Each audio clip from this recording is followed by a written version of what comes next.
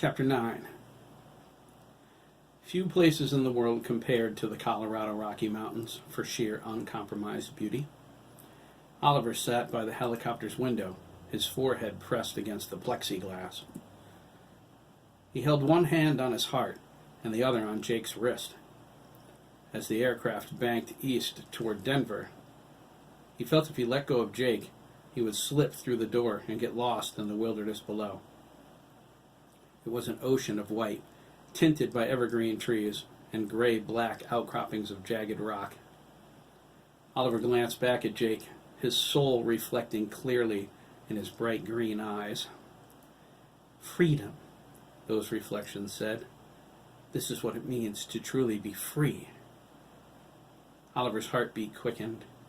He yearned to stand on the highest peak, howling at the rising moon with his pack brothers.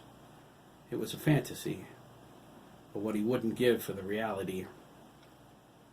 "Where are you heading from here, Agent Danziger?" Lieutenant Henderson asked, tilting his head back and calling over the roar of the blades. "Oklahoma City," Jake called back, cupping his mouth with his left hand. "I have a load of frozen seafood to drop off, and then it's off to Chicago. We're going to see an old friend of mine. We'll make it there the day before Christmas Eve." Jake realized something. He hadn't seen a single Christmas decoration in the complex, not a wreath or even a cardboard Santa. Jake wondered why that was, so he asked Oliver. Oliver replied, "We've never studied much Christian mythology. I'm familiar with the concept. I've read that people still worship God, too, but that seems so antiquated to me." "You don't believe in God?" Jake asked. "Do you?" Oliver asked, his eyes searching. "I do," Jake replied. "I can't believe humanity is the highest form of consciousness in the universe. What a sorry thing that would be." He elbowed Oliver and whispered, "It doesn't hurt to be on the safe side either, you know." "Good thing you'll be out of this area," Lieutenant Henderson said. "We have a storm coming in. It's supposed to be a real howler." Jake nodded, but shivered inside. Oliver sat back and looked at him oddly. His gaze communicated his concern easily. It felt as though they were on the same frequency.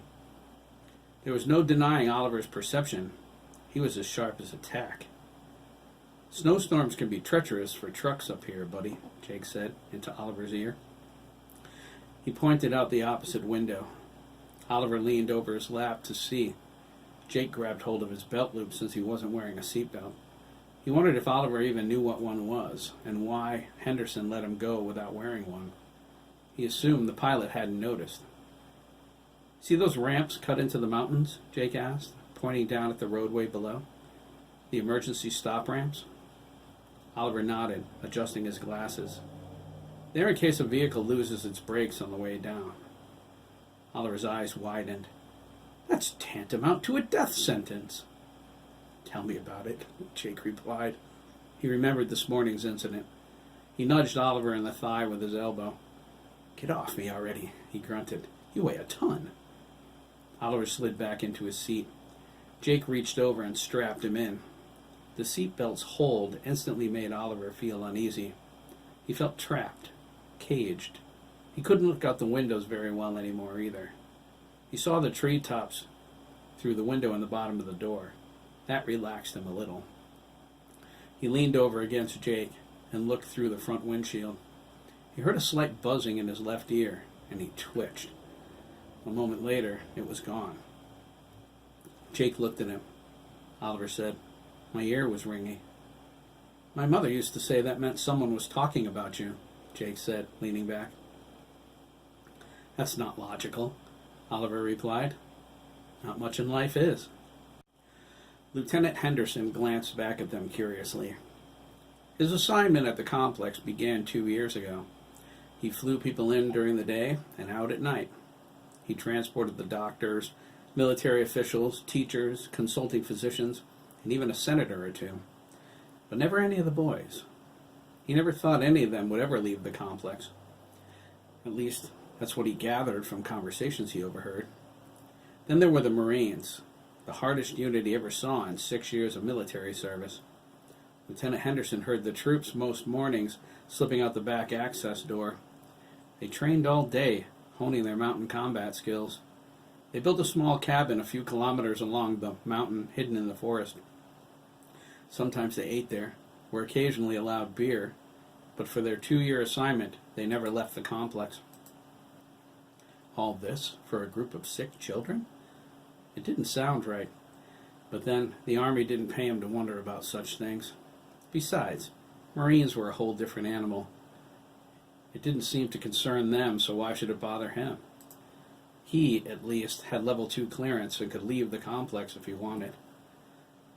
He enjoyed going to Denver almost as much as he enjoyed flying. "Touchdown in 1 minute," he called to his passengers. Jake almost fell asleep. He jumped at the sound of Henderson's voice. "We have to make this quick," Lieutenant Henderson continued. "Chen Lin's coming down on the next trip. He has to leave until the holidays are over. He doesn't like to be kept waiting." Jake thought, Lin's the wrong man to make angry. "Get your stuff, kiddo," he said, stretching. "The open road awaits." Oliver sat up and grabbed his bag, clutching it to his chest. He was anxious to be free of the seatbelt, but the knowledge he would be standing on solid ground in a few moments surpassed his uneasiness. He saw Jake's tractor-trailer as they approached the rest area. He recognized it from pictures. His excitement grew. "This," he thought, "is an experience to last forever." There were several vehicles parked in the rest area's lot. Most of their passengers were returning from brief respites at the vending machines or in the bathrooms. They pointed at the helicopter with expressions of surprise and confusion. A group of children who were standing around a station wagon with faux wood side panels waved as they landed. A welcoming committee, it seemed, so Oliver unbuckled and waved back. Lieutenant Henderson slipped him a business card with a phone number on the back. "My cell," he whispered. Oliver heard him, despite the roar of the helicopter's blades. He nodded, committed the number to memory, and put the card into his pocket. Jake missed the entire exchange. He was too busy wondering who moved his rig from the emergency stop ramp to hear. Jake pulled the door open, reminding his new partner to keep his head down as they exited. Oliver put one foot on the ground and then the other, testing the blacktop to make sure it was solid. Jake put his arm across his shoulders, and they jogged clear of the helicopter. Oliver counted every one of his steps. They waved to Lieutenant Henderson, who lifted off, banked left, and disappeared over the side of the mountain. Jake stood back and allowed Oliver the moment. He needed time to acclimate to the world he never knew. The joy expressed in Oliver's face was sobering. Words seemed to fail him. It dug deep into Jake's heart. Oliver knelt and placed his hands on the freezing tar. He caressed it as if it were a long-lost friend. People stared at him. Some pointed and laughed. Oliver felt the urge to greet every one of them and see what they smelled like, but he didn't. There was time enough for that later. What he had was enough for now. It was like holding the universe in his hands. All he needed to do was reach out, and he could touch it all. Oliver moved to the ice at the edge of the lot. There was some powdery snow covering the grass. He smelled the blades through the frozen white blanket. Oliver noted that a boy urinated here some time before the first snowfall. He was approximately 12 years old, Caucasian, blood type AB, and diabetic. Oliver cocked his head. Where did that come from, he wondered. He smiled. Dr. Meyer Brandis always said I had an overactive imagination. The smell was strong, though. There was something about scent that dictated how he viewed things and people around him. It was instinctive, but it wasn't something he paid much attention to before now. It seemed automatic. He wondered why. He thought about Jake. He decided his guardian smelled good, unlike the doctors at the complex. Dr. McAllister came to mind first. From what Oliver could smell, the doctor only bathed once a week. He washed his hair every day to make himself look clean. The other boys noticed it too. Monday was the only day they cared to be near him, since Sunday was apparently bath day in the McAllister household. Each time he returned to the complex after being home for the weekend, he carried with him the fresh scent of Irish Spring. Dr. Wang was a different story. They could barely smell his true scent beneath his thick coating of cologne. Oliver sometimes wondered if he bathed in Calvin Klein's obsession for men rather than in water. The odor was so overpowering, being in the same room with him required the boys to breathe through their mouths. It was better than how Dr. McAllister smelled most of the time, though. Much better. Dr. Meyer Brandis smelled okay, he supposed. She bathed daily with mildly perfumed soap, but occasionally she reeked of vinegar. One day the scent prompted Oliver to research its relation to women in the complex's database. He found information concerning the douche and distributed amongst his pack brothers. For the rest of the day, the Wolf Boys were in stitches whenever they got a whiff of her, racing for cover before she could spy their hysterical laughter. Oliver tilted his head, his mind clearing. There was a scent of decay on the wind, strong and pungent. It assaulted his senses. It drew him toward the rear wheels of the trailer. He felt along the tire treads as he investigated, sticking his fingers into the grooves. He found what he was looking for between the dual rims of the back set of tandems. It was a dead raccoon with a crushed skull. It was bloated from decomposition. Oliver grabbed the animal by its striped tail and pulled it free. He held it in front of his face and sniffed it, scrunching his nose up at the awful stink.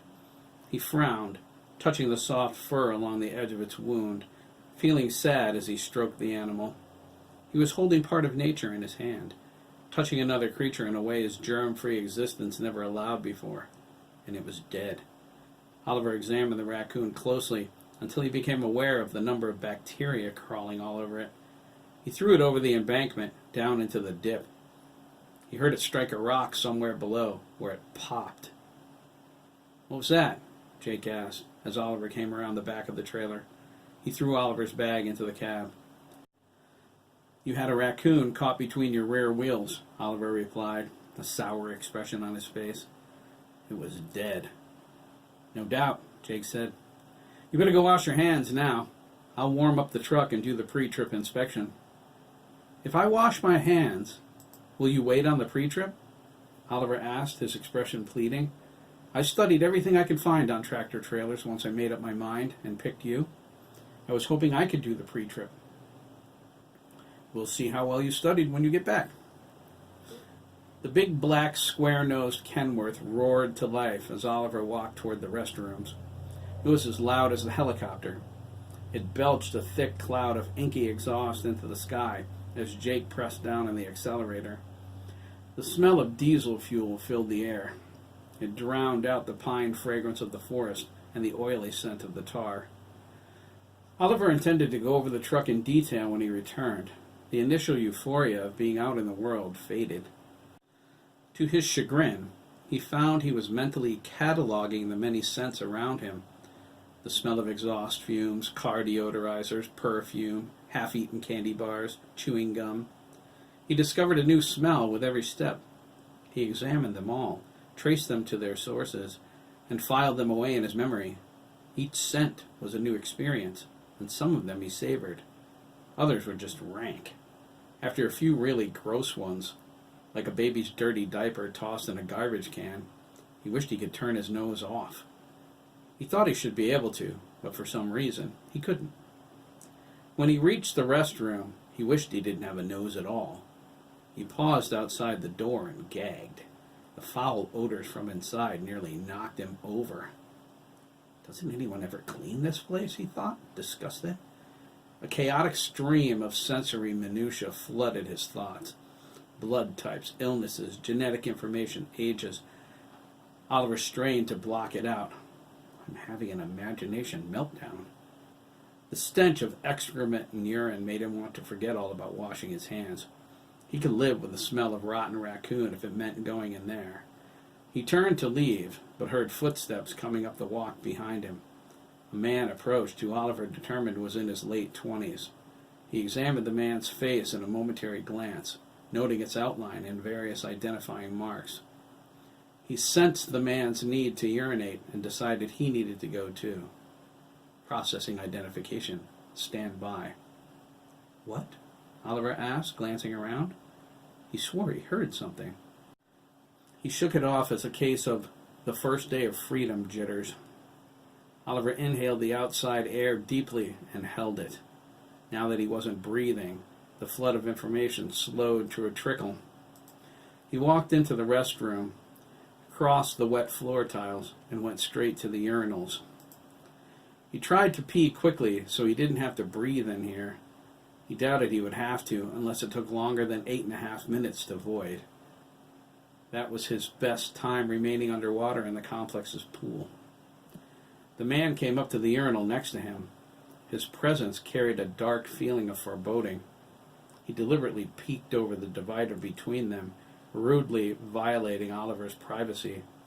A chill went down Oliver's spine as realization struck him.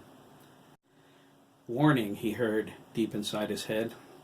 His mouth fell open. It was as if someone else was speaking directly to his brain. Subject's identity confirmed. Kevin Rossetti, paroled sex offender, wanted by law enforcement officials in Florida for failure to register. Wanted in Indiana, Michigan, and Wisconsin for crimes against children. Subject is considered extremely dangerous. Proceed with caution. Oliver became aware of Rossetti's entry on the Florida's Sex Offenders and Predators Registry. When he failed to register, Florida did it for him. The information disgusted him. Oliver's heart skipped a beat. Rossetti's eyes continued to examine him as Oliver angled protectively away. He had no idea what just happened, but every one of his senses kicked into high gear. If the man next to him was indeed Kevin Rossetti, and Oliver didn't have a clue how he possibly knew that, he was in grave danger. Kevin Rossetti was a child molester. His police record indicated a predilection for violence. Where is this coming from? Oliver thought fearfully. How can I possibly know? His frightened musings were interrupted by an intense feeling of calm. It washed over him, and his mind cleared. He realized he was well trained how to defend himself. If Kevin threatened him in any way, he knew what to do. Oliver finished peeing, buttoned his black fatigue pants, and went to the sinks. He squeezed out some antibacterial soap from the dispenser and washed. Kevin followed, duplicating Oliver's actions. Oliver finished and turned toward the hand dryer. As he did, Kevin reached over and snatched hold of his wrist, gripping it tightly. "Don't scream," Kevin threatened, his eyes filled with malice, "or I'll hurt you." Oliver reacted like lightning. He snapped his free arm's elbow back, striking Kevin square in the face. His nose shattered with a loud crack. He pivoted on his heel and slammed Kevin square in the chest with his palm. Several of his ribs cracked. Kevin lost his wind and fell to his knees. Oliver snap-kicked him on the chin. Kevin flew backward, doing a half somersault. He landed on his stomach unconscious, his face against the wet floor tiles. Blood flowed from both of his nostrils. Oliver shook his head, disgusted. He checked his hair in the mirror. When he saw it was disheveled, he withdrew a comb from his thigh pocket and ran it through from front to back. He was fighting a sudden, curious urge to reach down and snap his assailant's neck. He exited the restroom instead, leaving Kevin on the floor. He went to the payphone and made an anonymous call to 911. He reported Kevin's location and hung up. He didn't identify himself. He didn't want the complex to know an incident already occurred so soon after his departure. He decided it would only be ammunition for Dr. Wainwright. Oliver was having none of that. He walked toward Jake's rig with his hands in his coat pockets. "Jesus, kid," Jake called from the driver's seat. "You were gone so long, I thought you fell in." Oliver scowled. "The lack of cleanliness in there makes that a disgusting thought, Jake." "It's a slang expression," Jake informed him. "Slang?" Oliver asked, coming to the cab. He elected not to tell his guardian about Kevin Rossetti and the restroom incident. Jake had enough on his mind already.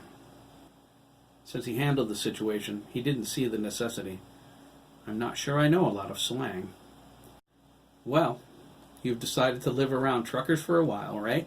Jake asked, climbing down and slapping Oliver lightly on the cheek. You're going to hear some words that will make your ears rot. Is that slang? Oliver asked, holding his ears. It's really odd if you take it literally. Here, Jake said, handing him a clipboard, a form, and a pen. He watched Oliver put the pen in his left hand. Oh, a southpaw. Southpaw? Oh, right, left-handed, right? No, left, Jake joked. Huh? Oliver asked. Jake rolled his eyes. Forget it. I'm ambidextrous, actually, Oliver said. I prefer to write left-handed, but I can do it with either. Do you know what that form is? Jake asked, changing the subject. He tapped on the top of the clipboard. Oliver looked it over and nodded. It's a standard pre-trip inspection form for tractor-trailers. Very good, Jake replied. Now, show me what you know. Oliver nodded, instantly recalling the inspection steps. Whenever he performed for the doctors, either his skill at gymnastics or his mastery of some new talent, he felt detached. He disregarded the acts as nothing more than another day, another task. Here, though, as he moved from one part of the truck and trailer to another, his excitement built. He kept catching Jake glancing at him, a smile buried under his serious expression. Oliver smiled in return, a feeling of warmth in his heart. He liked Jake Danziger. Choosing him as guardian was the right thing to do. Kevin Rossetti stumbled out of the restroom, his face covered with blood. He ran off balance to the parking lot and climbed into a brown Honda Civic. He started the engine and drove away. Oliver caught sight of him racing onto the interstate as he walked around the back of the trailer. He frowned. He wished he hit Kevin harder, or gave in to the desire to break his neck, but that would have made him a murderer. The act was anathema to Oliver, despite his sanctioned authority. He didn't believe in God, but he understood morality. Murder was the most immoral thing to Oliver. He understood his responsibilities as an agent of the U.S. government. The use of deadly force was within his purview.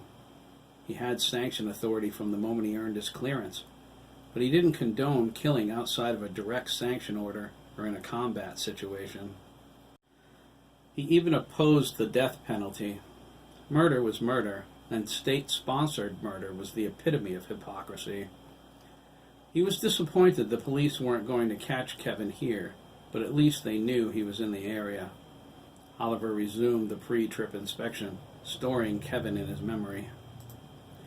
Jake watched Oliver from the cab. He was impressed with his work so far. He thought, I don't know how he can stand being in the cold for so long.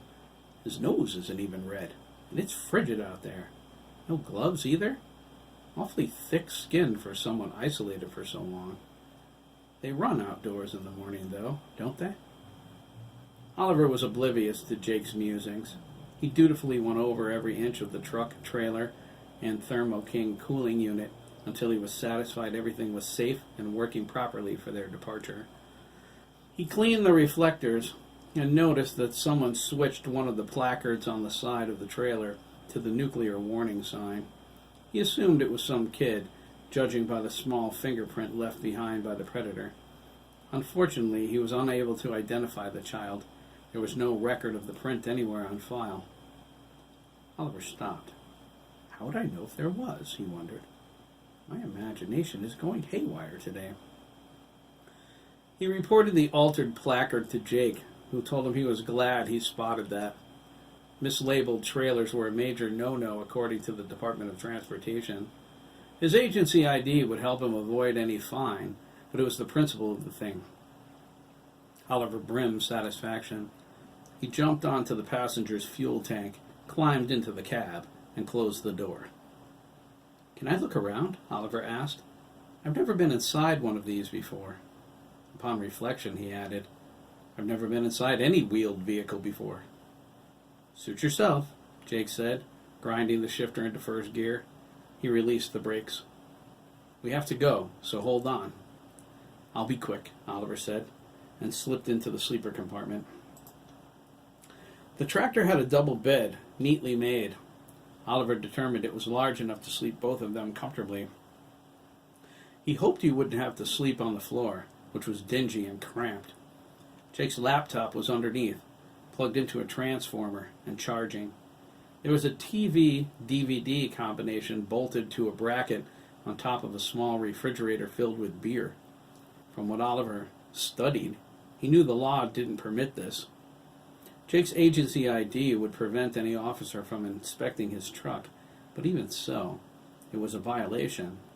Plus, Jake drinks? Oliver thought. He remembered how many times the doctors told him how bad alcohol was. What was the big deal about its effects anyway? Is it euphoria, like the way I felt when I was standing in the parking lot, breathing the fresh air? If it is, I'll have to try some sometime. The truck picked up speed and entered onto the highway. Oliver took that as a clue and returned to his seat. Jake reached over and ruffled his hair.